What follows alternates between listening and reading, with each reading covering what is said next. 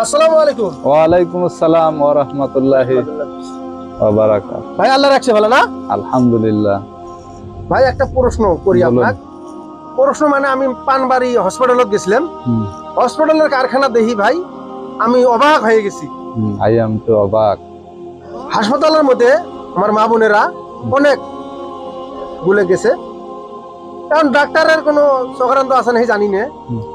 গরু ছাগল ভেড়া হ্যাঁ। এদের পেট থেকে কোনোদিন শুনছিলেন নাকি যে কেটে বাচ্চা বাই করে? হুম। কোনোদিন শুনছিলেন? না, কোনোদিন না। আমরা শুনি নাই। না না তাহলে গরু ছাগলের চা মানুষ কি অদম জাত হয়ে গেল নাকি? জানি না ডাক্তারের কোনো রহস্য আছে নাকি। মোটামুটি 100-তে 70% বর্তমান সিজারিং করে। তো ভাই এই বিষয়ে কিছু কথা বলেন তো আপনি। মানুষ হয়ে গেছে ভাই বর্তমান বেদিন। মানুষ হয়ে গেছে ছাগল ভেড়ার চেয়েও বেশি খারাপ। মানুষের দেহ সিজারিং করা লাগে না। মানুষের এমনিতে মানে মানুষ আল্লাহ বিরোধী কাজ করে থাকে। সেই হাতে মানুষের বাচ্চা থাকা অবস্থায় 5 ওয়াক্ত নামাজ পড়া লাগে, হয় হয়। কিন্তু নামাজ পড়ে না। ওরা মানে উল্টে বিরোধী কাজ করে। কোরআন পড়া লাগে, কোরআন পড়ে না।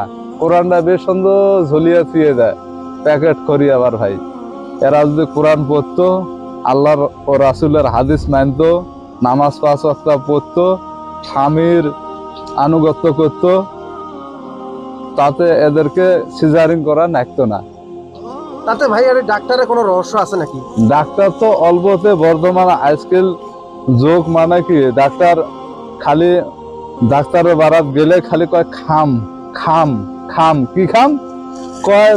যেটা নর্মালিতে হবো সেটা নর্মাল করবেন না। ওরা মানে কেমন সিজারিং করে টাকা 50-60 হাজার নেব, ওই চেষ্টায় থাকে ওরা। আর আর অনেক মা বোনরা আছে হাসপাতাল কি জিনিস দেখে না। অনেক মা বোন আছে বাড়িতে ডেলিভারি হয় না? হয়, আল্লাহ দেয়। তাহলে মা বোনদেরকে অনুরোধ করি বলছি, আপনারা সবাই 5 ওয়াক্ত নামাজ পড়বেন আর স্বামীর স্বামীর খেজমত করবেন।